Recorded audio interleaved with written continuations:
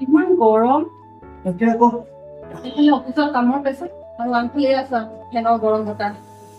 অলপ fresh air পোৱাহেঁতেন টাউনৰ মাজত ক'ত প্ৰেচাৰটো পাবা হয় শুনা আজি নহয় অফিচৰ কলিগ এজনে কৈছিলে টাউনৰ মাজত বোলে বৰ ধুনীয়া ঠাইডোখৰ আছে যাবা নি এদিন আকৌ কেনেকুৱা ঠাই হয় বা বাদ দিয়া নহ'লে তুমি যে সদায় না কৰি থাকা এদিনটো ওলাবা গৈ চাওঁ ঠিক আছে দিয়া নেক্সট চানডে ঠিক আছে যাম হা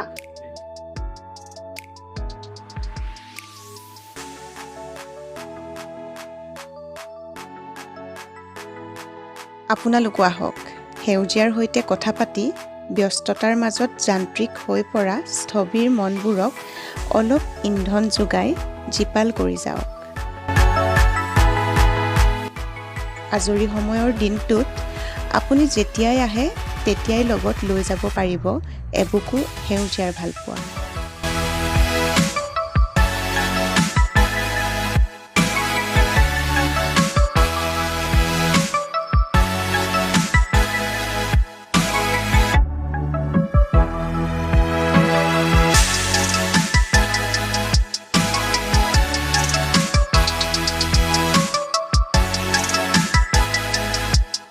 প্ৰিয়জনৰ লগত বা পৰিয়ালৰ লগত মধুৰ সময় অতিবাহিত কৰা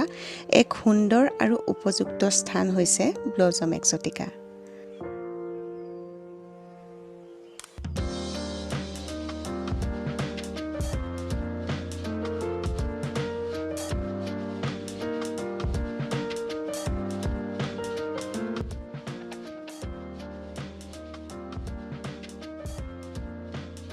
ইয়ালৈ আহি ইমান ভাল লাগিছে নহয় যেন সেউজীয়া দলিচাৰ মাজেৰে খোজকাঢ়িছো নিৰ্মল বতাহে মন প্ৰাণ ভৰাই তুলিছে বা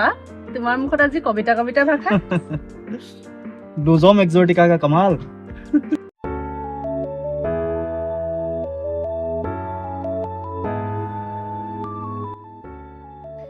আপুনিও আহক আৰু আপোনাৰ পৰিয়ালৰ সকলোকে লৈ আহক